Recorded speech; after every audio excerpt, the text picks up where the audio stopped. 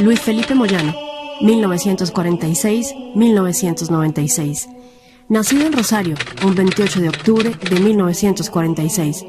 Extraordinario sabio, investigador, historiador y escritor argentino. Autor de varias obras gnósticas y revisionistas que generaron movimientos de oposición al grancismo y la New Age, convirtiéndose en el mayor referente de oposición al nuevo orden mundial de la sinarquía. Conocido como Ninro de Rosario, seudónimo con el que firmó todos sus escritos, plasmó la sabiduría hiperbórea, una ciencia esotérica heredada de ciertas sociedades secretas germánicas que estuvieron detrás de la Orden Negra SS, con cuyos remanentes se contactó en Argentina justamente para embarcarse en la obra de su vida, El misterio de Belicena Vilca y los fundamentos de la sabiduría hiperbórea. Colosales tratados de historia y esoterismo que legó para su divulgación antes de su misteriosa partida acaecida en 1996. Logró conformar una orden esotérica para el estudio y la iniciación en la sabiduría hiperbórea en Córdoba, conocida como la Octra, u Orden de Caballeros Tirodal de la República Argentina, que divulgó la sabiduría hiperbórea. Gracias a la Octra y a la madre de Luis Felipe Moyano, Rosalía Taglialavore, esta divulgación hizo posible que la obra de Ninro de Rosario trascendiera las fronteras de Argentina.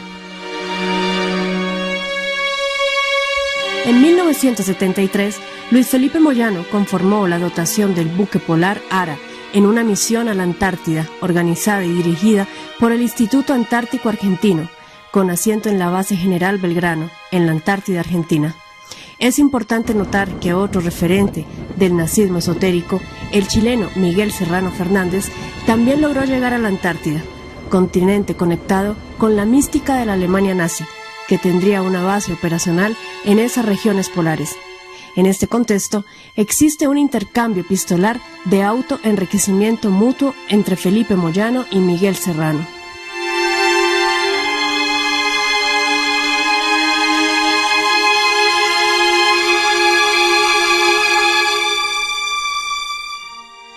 A finales de los 80s, y gracias a nexos trabajados con el nacionalismo argentino por su madre Rosalía, Felipe llegó a formar parte del grupo nacionalista del coronel Mohamed Ali Zeineldin, máximo referente del nacionalismo argentino de los últimos tiempos, llegando a convertirse en su colaborador personal.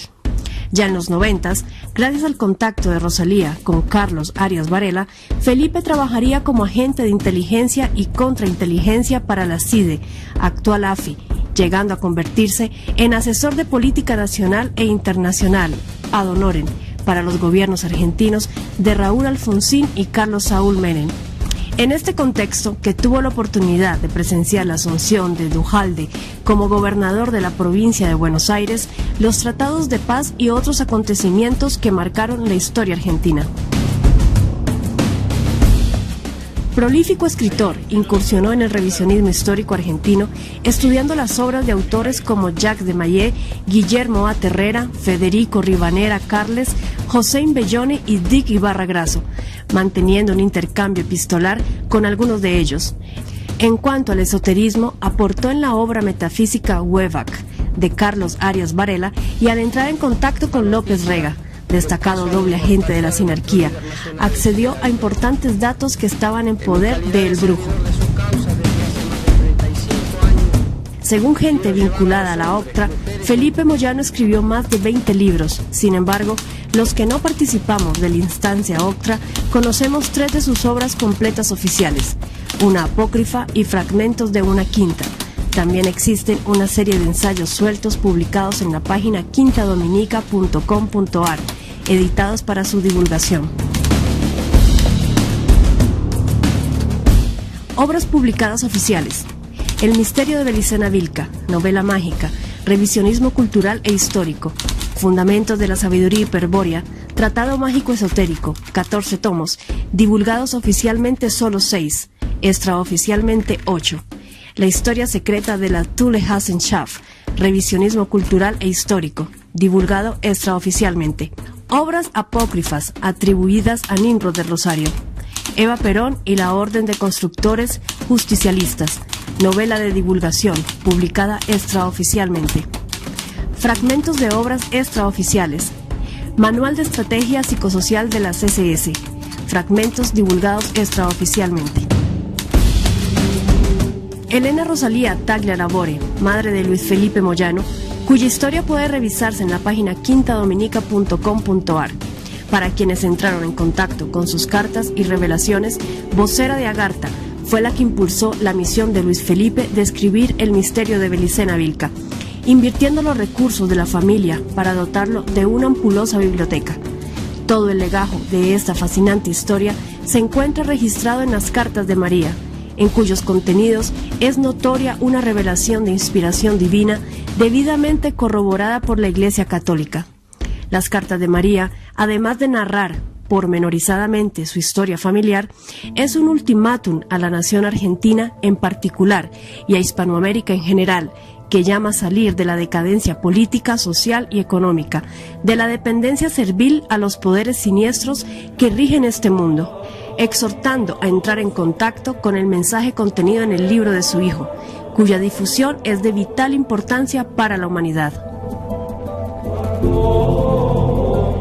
El misterio de Belicena Vilca, considerada ya como una de las obras maestras más grandes de la literatura universal, es un excelso tratado de historia irrebatible por su precisión semántica y erudición, pero al mismo tiempo es una joya de la novela que da vida al entramado histórico y cultural como ninguna otra obra en su género.